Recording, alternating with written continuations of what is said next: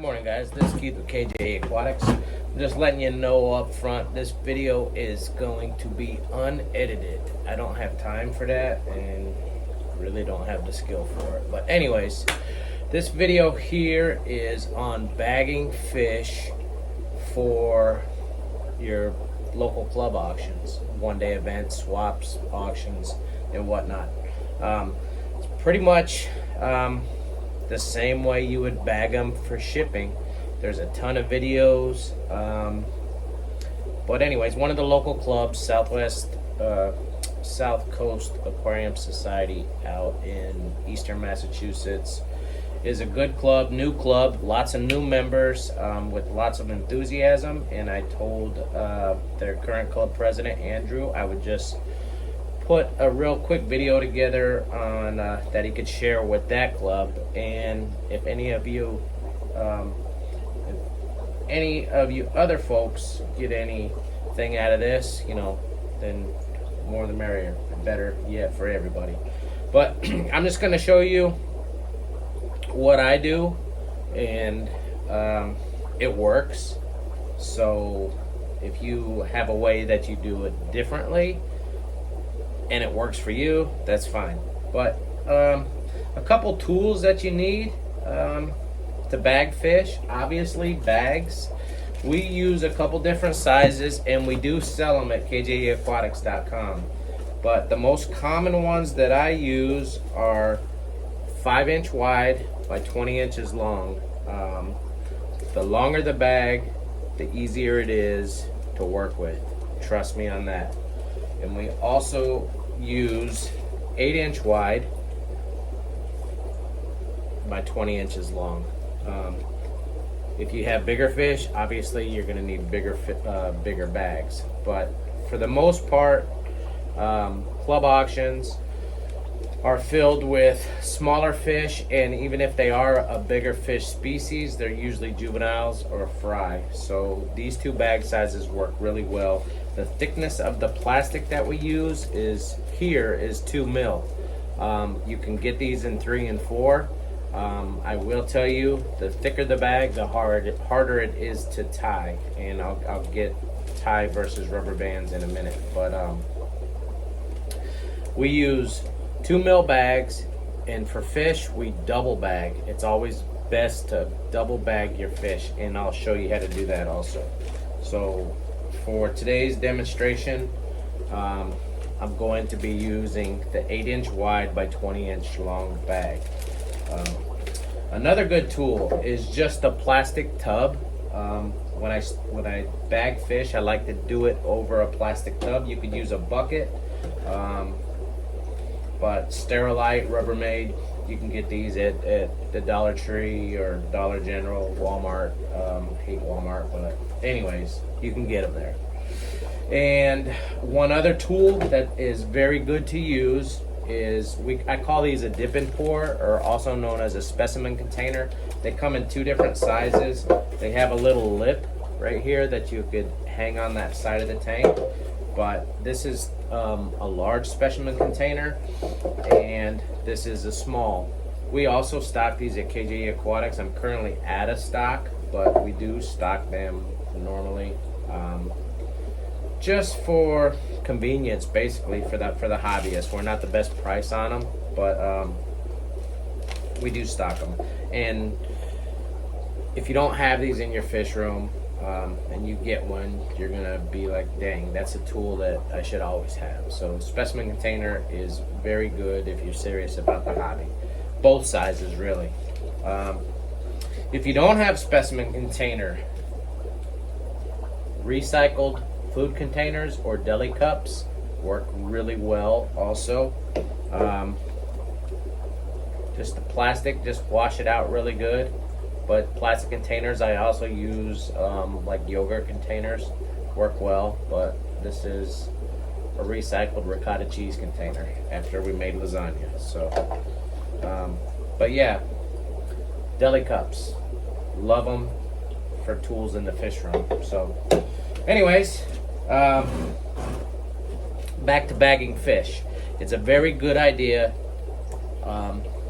It's not necessarily required, but for the health of the fish, you should fast your fish at least 24 hours prior to bagging them.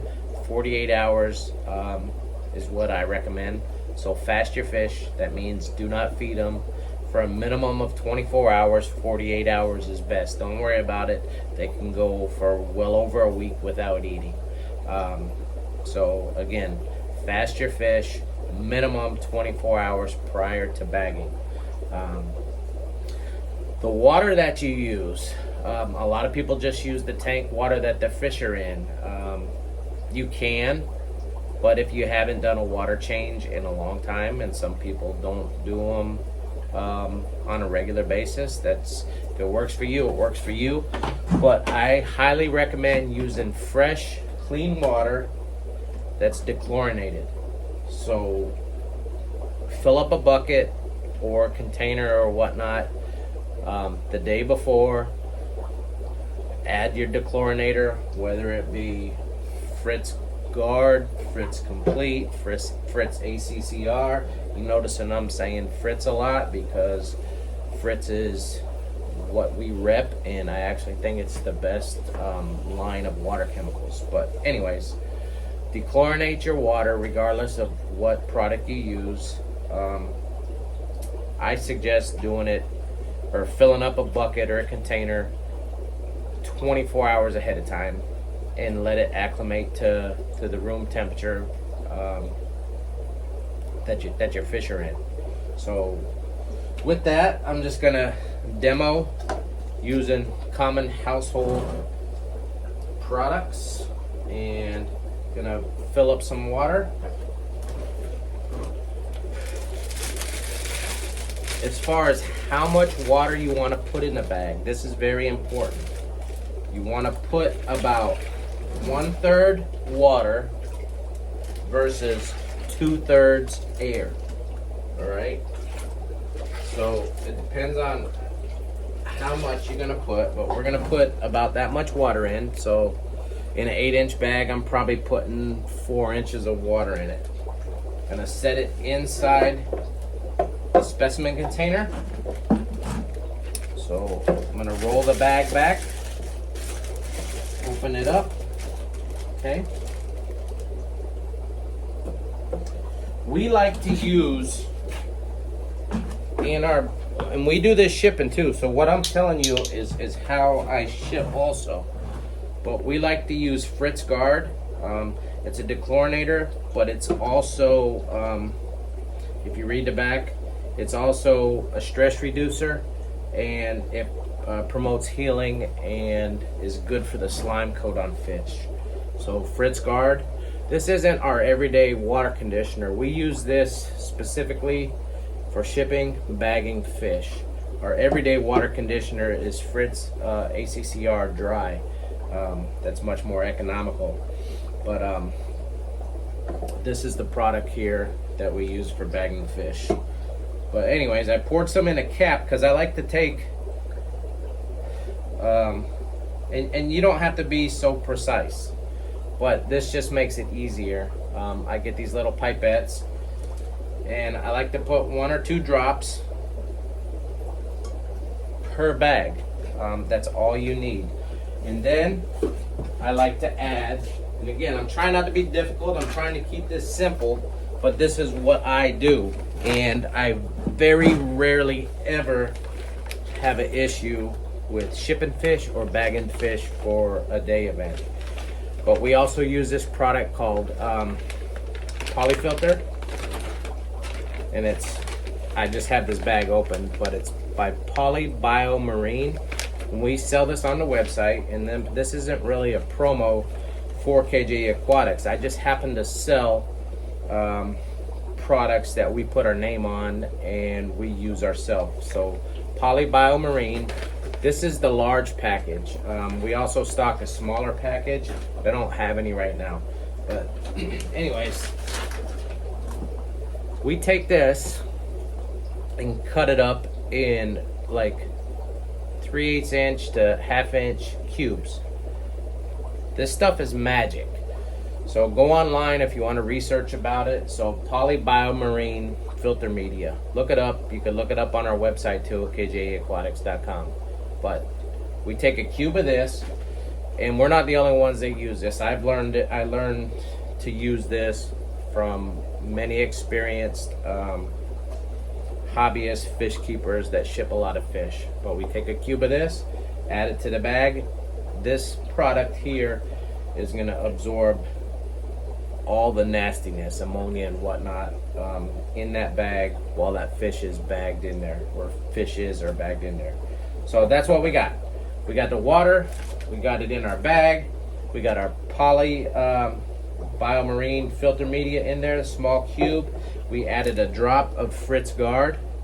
Some people don't add this. Again, this is something I like to do, and it works for me. All right. Next up is we're gonna catch our fish. So I'm gonna catch some of these small ones just because they're actually easy. So catch your fish, be real careful. A lot of times I hold my hand over the top of the net. I pinch the net, not squishing the fish, but I'll pinch the net to keep them from jumping out, put it over the bag. And again, I said I use this container. I'm not editing this, but I would have this container over the top of the Sterilite just in case some jump. But again, I'm not editing this, so I'm not going back to doing that. Get all these little guys in there. Make sure they're not stuck on the bag at all here. I'm going to set my net down. I'm going to move this away because I'm going to act like I did it over the top of the Sterilite container like I told you to do. But anyways, so you got that in there. Some people use oxygen, but a lot of you hobbyists are not going to have a tank of oxygen, and it's actually not recommended for the amateur because it can be dangerous. So you really don't need it. So I'm going to show you what you guys bought fish in the fish store, and then they just trap air just like that. I say 2/3 or 1/3 water. Let me get closer. But 1/3 water, and this is just a rule of thumb. You don't have to get a tape measure out, but 1/3 water, 2/3 air. So just trap the air like that. Twist the heck out of this. Okay? Twist the heck out of it. And we tie versus rubber bands. That's why I like the taller bags, because you have plenty right here. I'm just demoing this, but you have plenty of extra to tie. But twist it really good. Gonna tie it. Just bring it through. Sorry, bring it through, and you're gonna pull the snot out of it. Okay, there you go. It's a bagged fish with just air. We just trapped it. Some people have a hard time trapping enough air in this. What is easy to do is just get an air line off of your air pump that you use for your sponge filters or air stones or whatnot. Open that wide open. You can insert that tube in there, hold it, and fill it up with just compressed air from your air pump, and then pull it out. So if you don't have a lot of practice bagging fish with just trapping the air, use an air line from your air pump for your fish tank. Works really well. But anyways, I told you about double bagging. So I set it down. So when I say double bag, it's for two reasons. One, these are 2 mil thick. The thinner the bag, the easier it is to tie. Also, I put some really small fish in here, and you can see the corner of these bags. That can trap small fish, plecos especially. Plecos are notorious for getting stuck in the corners. But invert your bag, just like this, and you see now the bottom is rounded. Okay, so invert your bag. Be careful handling this so you don't drop them. We just take the inverted bag. Again, this is not edited, so forgive me for being a clumsy klutz. But once you invert the bag, set it in the second bag, and you're gonna squeeze the air out of it. Now you got a rounded bottom here, and you got a rounded bottom at the top. There's no place for the fish. Again, these are just frying here, so they're really small and would be easily caught in a corner. But just repeat tying it. And there you go. Now, if you insist on using rubber bands, if you insist, I'll show you how to tie a rubber band. But there you go, bagged fish, double bagged, good to go. I have the PolyBio-Marine material in there. I have a small drop of Fritz Guard. These guys will be good to go in this bag for minimum 3 days, just like this. Healthy, clean, fresh water. So it's not starting out with tank water. Tank water might, you know, depending on your water change regimen, you might already have some nitrates in that water if you're just using tank water. So again, that's your prerogative. I like to use fresh, clean, dechlorinated water that's just acclimated to room temp. At least, depending on the fish species, but our fish room is about 70 degrees. So let it sit overnight. It's gonna be room temp to 70 degrees, which will cover almost all fish. 70 degrees, honestly, will be good for almost all fish. I'm not saying discus or German blue rams, but for most fish, you're good to go there. So, all right, so that's a bagged fish. Now, again, let me show you how you could fill these up. Let me just disconnect the air hose. But if you're going to use an air hose, again, just disconnect it. Pretend that there's, well, I'll put some in there. They won't pretend nothing. I'm just not putting fish in here. So add some water. We'll add some duckweed for visual effect. How about that? So we're bagging duckweed. All right. We want to judge it about 1/3 water, 2/3 air. And I'm gonna stick our hose in there. This is a lot slower, but it's gonna start filling up. And you can crank, you could open the valve up, but it's filling up, as you can see. It's filling up. But I start to twist it, and then I'm gonna pull this out, and voila. So the air hose, your airline works really good. And then this one we're gonna do with a rubber band. Again, I suggest tying it. The knot's not gonna come undone. Rubber bands can break. But if you're gonna use a rubber band on your fish, we like to use 2. My favorite size of rubber band is the size number 30. I forget exactly the inch, but this is a size 30. That's what I buy. I use rubber bands sometimes for fish. But if you could see this right here, we'll take the rubber band, we're gonna go around there, and we're gonna take one loop of the rubber bands and loop it through another, just like that. Pull it tight. Pull it tight. You're gonna bend the bag over, and then you're just gonna go around and around until it is tight as tight can be without breaking the rubber band. So size 30 works really good. But there you go. So that first loop that you did, that really pinches off the bag really well. And then you fold it over and then just wrap that around there. And then there you go. Don't worry, again, like I said, you don't really have to get a ruler out. I say 1/3 water, 2/3 air. A good way to judge it is when you have fish in there, your bags are going to be laying on the side. So just make sure you have enough water in there so that's covering whatever size fish you have in there. Fry are simple. Fry, you could do less water versus bigger fish, obviously. But again, your bags are going to be laying on the side when they're at the table at the club event.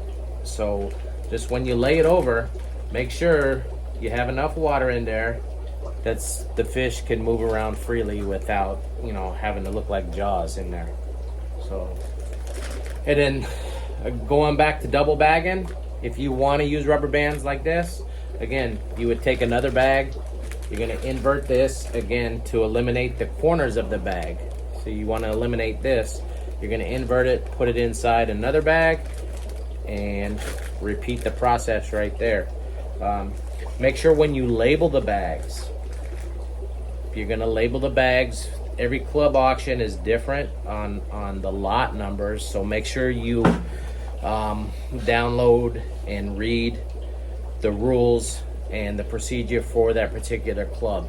But most clubs, and I've been to a lot of auctions, most clubs are going to give you a vendor or / bidder number, and then you're going to have a sheet to fill out, and then you're going to have your lot numbers 1 through whatever. But usually it's going to be your bidder number.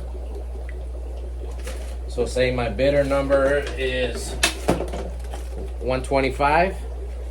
You would write your bidder number on there, and then you're going to, corresponding with your list that you bring, so this might be lot 01, and then whatever, you would have lots number 1 through whatever. So when the auctioneers auction this off and the record keepers auction this off, they know 125 is Keith, and that's Keith's lot number 1 that corresponds with the list that he turned in. And then make sure you write clearly what these are. So these actually are Nezi swords. Zizopharis Nezikayotl. I don't know how to spell it, so I'm not writing that. I would if I'm actually bringing this to a real auction. It's a good idea to put the scientific name and then the common name on both. If you have enough room to write it, write clearly. The people have to read it. Everybody has to read it, but please write clearly. Some people will download a picture of that species of fish, whether it be there. It's a good idea to use a picture of your own. I suggest that, but some people don't. They just download a picture off the internet. But I've seen people and they'll tape a picture of what that fish looks like when it's full grown. Especially if I'm bagging fry, a lot of fish fry look the same. You can't really see what they do, but it is a good idea. Again, not required, to put a picture of what that species looks like when it's full grown. But yeah, write the species, write your lot number, the species name, and the quantity of the fish. So I usually put X by however many's in there. So if there's 6 in there, sometimes I'll write juvies if they're juveniles or fry, and that's it. But make sure you write clearly that everybody could read, because these bags will go out on a table, and then potential buyers are actually scoping out, seeing what was brought to the auction for everybody. But really, that's all I got. It's really simple. So just to recap what I got.